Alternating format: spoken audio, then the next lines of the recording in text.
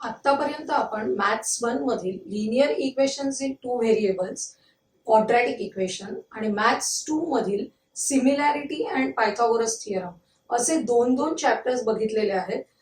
या सर्व चॅप्टर्स मधील सर्व घटकांच्या लिंक या व्हिडिओच्या डिस्क्रिप्शन मध्ये दिलेल्या आहेत. आज आपण मॅथ्स 1 मधील तिसरा चॅप्टर अरिथमेटिक प्रोग्रेशन म्हणजेच एपी याला सुरुवात करणार आहोत. एपी ला सुरुवात करत असताना आपण सिक्वेन्स हा कन्सेप्ट आपण सुरुवातीला बघूया. अगदी 5वी किंवा 8वी या स्कॉलरशिपना सुद्धा तुम्हाला बुद्धिमत्ता आणि गणितामध्ये आपल्याला अशा प्रकारच्या क्रमिका पूर्ण करा किंवा कम्प्लीट द फॉलोइंग सिक्वेन्स अशा टाईपचे प्रश्न येत होते. त्यावेळी तुम्हाला सिक्वेन्स हा कन्सेप्ट माहिती आहे, त्याची आपण थोडीशी रिव्हिजन करणार आहोत. पहिलं एक्झाम्पल बघा, 1, 4, 7, 10. तुम्हाला जर या 4 टर्म्स दिल्या असतील तर नेक्स्ट टर्म काय आहे असं विचारलं तर तुम्ही लगेच वेगवेगळ्या प्रकारे विचार करायला सुरुवात करता. पहिल्या टर्म नंतर दुसरी टर्म कशी मिळालेली आहे? सगळ्यात सोपं म्हणजे आपण बघतो की 1 मध्ये किती मिळवले की 4 झाले 3, 3 मध्ये किती मिळवले की 7 झाले 3, 7 मध्ये सुद्धा 3 मिळवले की 10 मिळाले. याचा अर्थ 10 मध्ये 3 मिळवले की आपल्याला नेक्स्ट टर्म मिळणार आहे 13. आपण हे या पद्धतीने विचार करतच होतो आतापर्यंत. आता नेक्स्ट एक्झाम्पल बघा, 1, 4, 9, 16. आपण पहिल्या एक्झाम्पल मध्ये जो विचार केला की ठराविक नंबर ऍड केल्यानंतर आपल्याला पुढचे नंबर्स मिळतात, तो आपल्याला इथे उपयोगी पडत नाहीये बघा. कारण 1 आणि 4 मधला डिफरन्स आहे 3, 4 आणि 9 मधला डिफरन्स आहे 5. अशा प्रकारे डिफरन्स वाढत चाललेला आहे. पण जेव्हा तुम्ही या नंबर ऑफ सेट जो आहे नंबर्सचा त्याच्यातले नंबर्स पाहता तेव्हा तुमच्या लक्षात येतं की एका विशिष्ट प्रकारचे हे नंबर्स आहेत.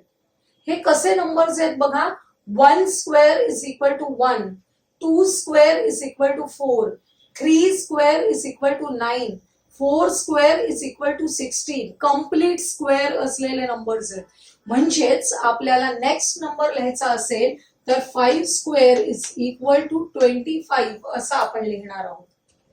बघा पुढचं एक्झाम्पल, 1, 8, 27, 64. कसे नंबर्स आहेत? These are complete cubes. 1 cube is equal to 1, 2 cube is equal to 8, 3 cube is equal to 27, 4 cube is equal to 64, therefore 5 cube is equal to 125. अशा प्रकारे आपल्याला या सिक्वेन्स मधल्या नेक्स्ट टर्म्स लिहिता येणार आहेत. म्हणजे आपण काय करतोय की या दिलेल्या नंबर्सचा जो सेट आहे त्यातले नंबर्स कोणत्या नियमाने अरेंज केलेले आहेत तो नियम शोधतोय. लक्षात येत आहे?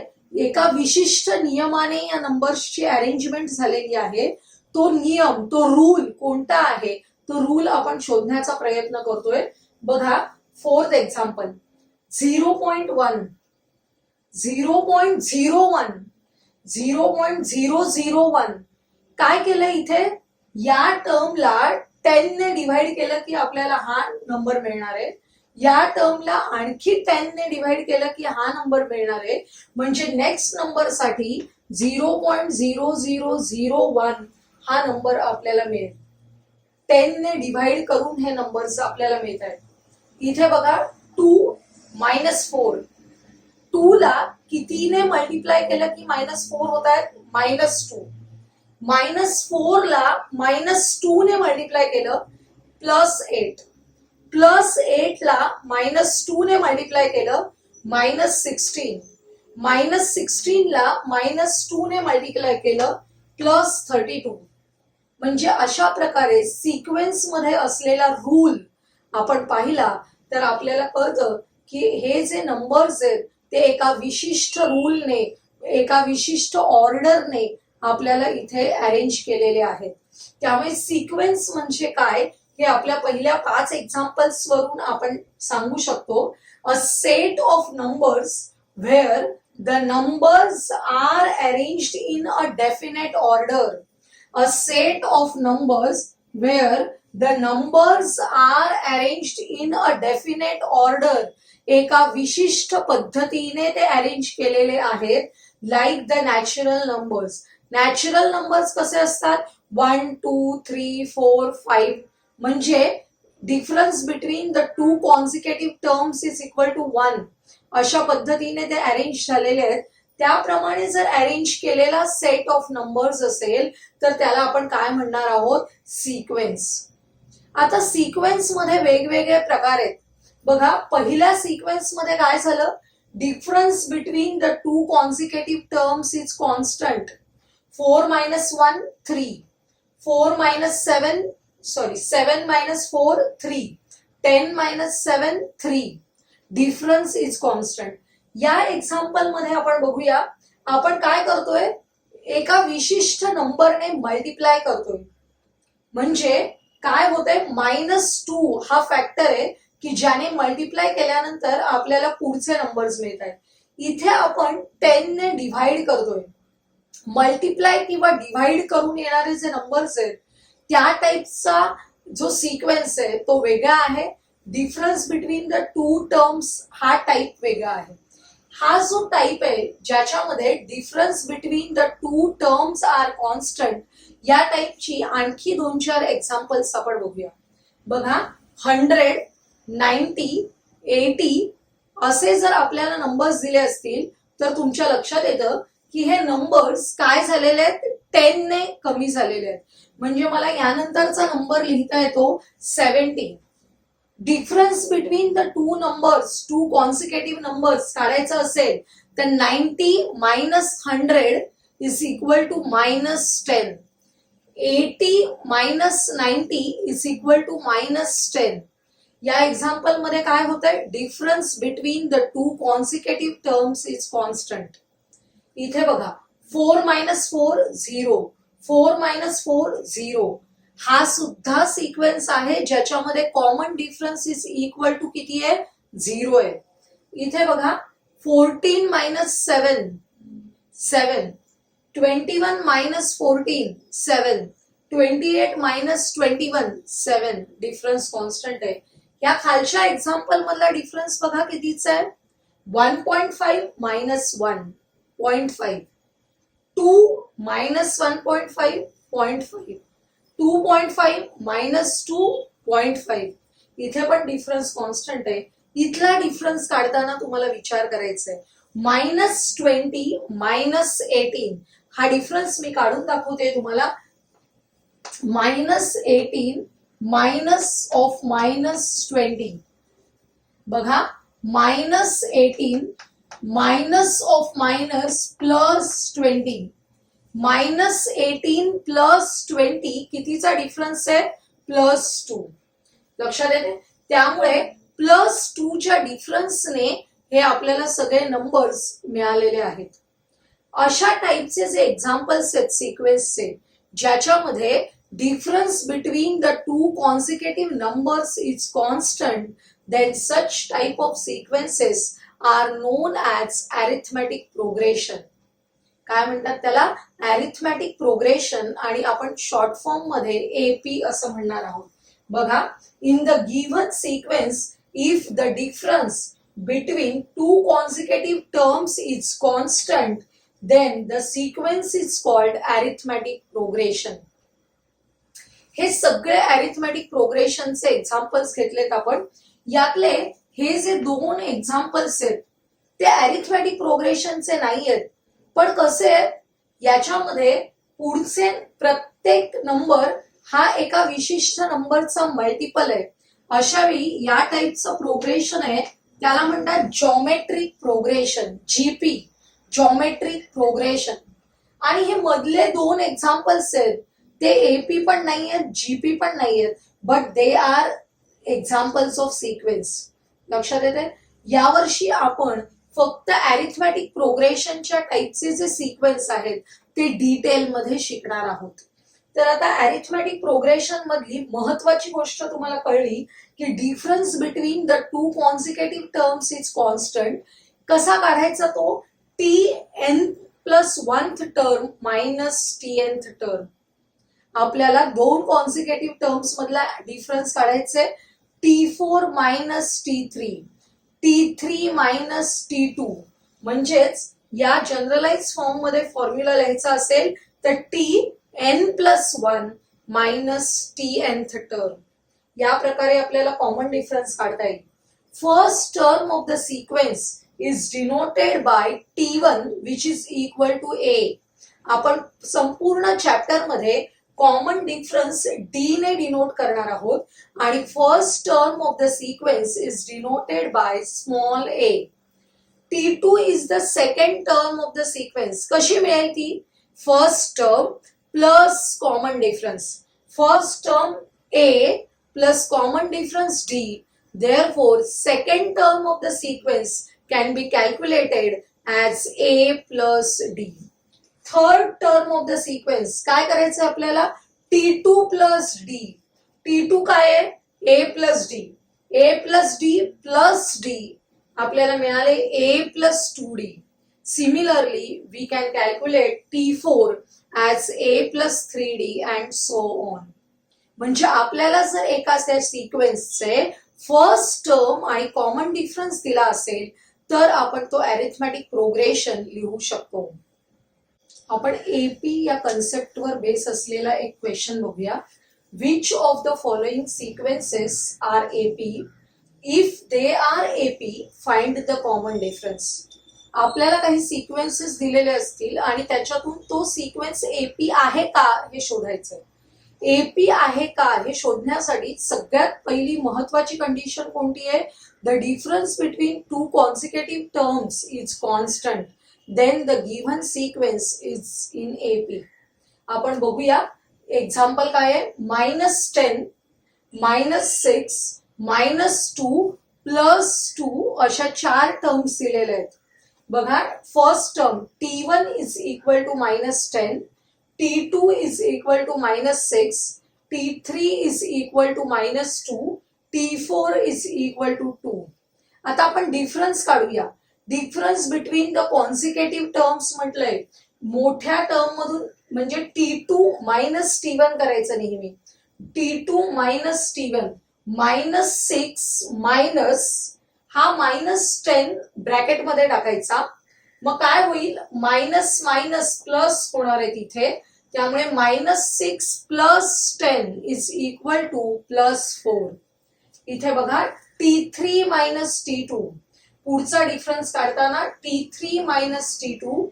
T3 आहे -2. -2 minus of -6 is equal to -2 plus 6 which is equal to 4. Similarly T4 minus T3 काढायचे. किती येतोय? 4. काय लक्षात आलं बघा आपल्याला? The difference between any two consecutive terms is constant. Therefore, the given sequence is an AP. आणि AP असेल तर आपल्याला कॉमन डिफरन्स लिहायचंय. The common difference D is equal to +4. हे 2 मार्काचं एक्झाम्पल आहे. आपल्याला परीक्षेला येणारं अतिशय सोपं असं हे एक्झाम्पल आहे.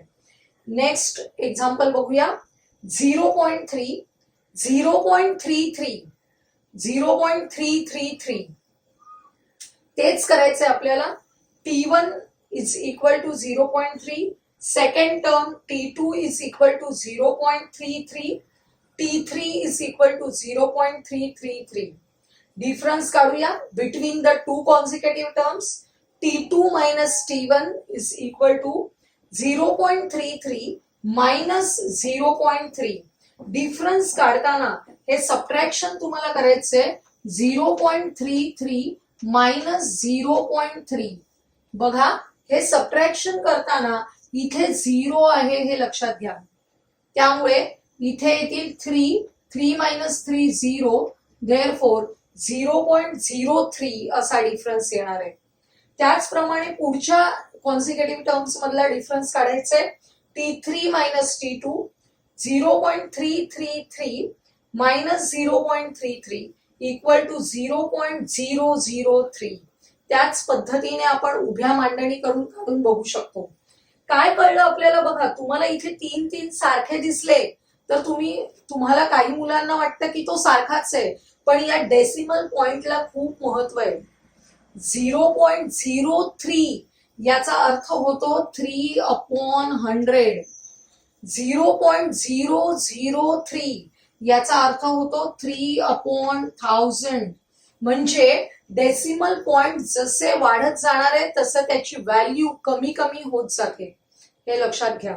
त्यामुळे the difference between any two consecutive terms is not constant, therefore this given sequence is not an AP.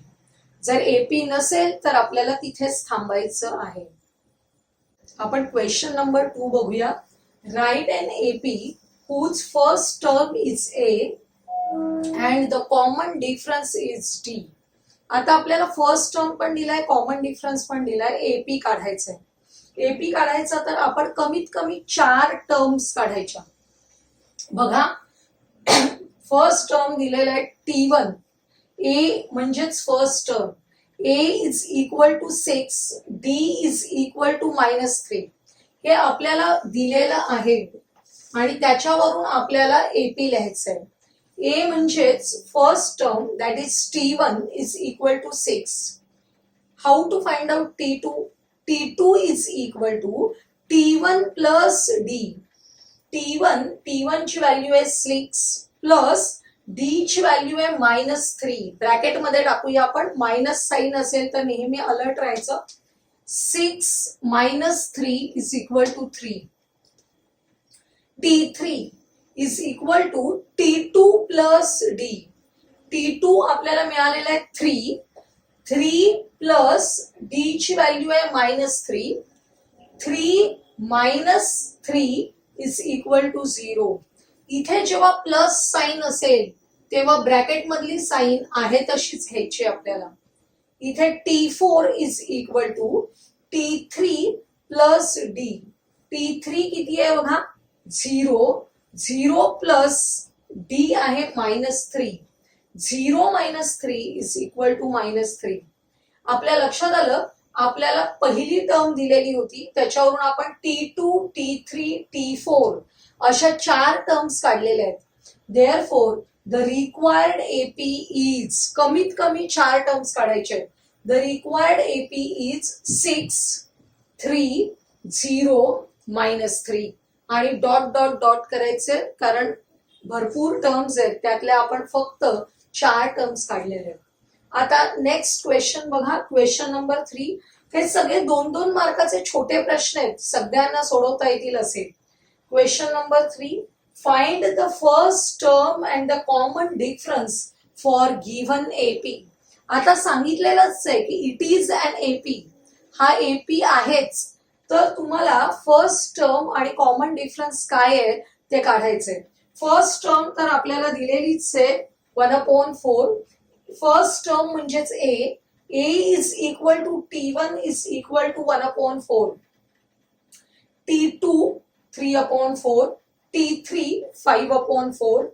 T4 7/4. आपण काढूया D, कॉमन डिफरन्स. कसा कॅल्क्युलेट करायचा? T2 - T1. T2 लिहून घेतला 3/4 -1/4. डिनॉमिनेटर्स इक्वल आहेत, आपण न्यूमरेटर्स डायरेक्टली सबट्रॅक्ट करू शकतो. 3 - 1/4. 3 - 1 दॅट इज 2/4. रिड्यूस फॉर्म मध्ये लिहायचे 1/2. बे के बे, बे दुने 4. इथे बघा D, परत कॉमन डिफरन्स काढून बघूया. T3 - T2. Third term minus second term. इथे पण डिनॉमिनेटर्स इक्वल आहेत, न्यूमरेटर्स सबट्रॅक्ट करा. 5 - 3 which is equal to 2/4. Reduce form मध्ये परत येईल हाफ. त्याचप्रमाणे आपण पुन्हा एकदा D कॅल्क्युलेट करून बघतोय. T4 मायनस काय करावं लागेल, T3. D कॅल्क्युलेट करायचंय. Fourth term minus third term. Fourth term काय आहे, 7/4 - 5/4 is equal to 7 - 5/4 which is equal to 2/4 म्हणजेच 1/2. काय लक्षात आलं तुमच्या? फर्स्ट टर्म आहे 1/4 and the common difference is half. बघा, that first term is denoted by A, which is equal to 1/4 and the common difference is denoted by d which is equal to half. या आजच्या व्हिडिओमध्ये आपण काय बघितलं, what is mean by sequence. आणि sequence मध्ये arithmetic progression हा एक स्पेशल टाईपचा सिक्वेन्स आहे ज्याच्यामध्ये difference between the two consecutive terms is constant. आणि त्या टाईपच्या सिक्वेन्सवरचे काही एक्झाम्पल्स आपण बघितले. हा व्हिडिओ जर तुम्हाला आवडला असेल तर लाईक करा, तुमच्या मित्रमैत्रिणींना शेअर करा आणि आपल्या चॅनलला सबस्क्राईब करायला विसरू नका.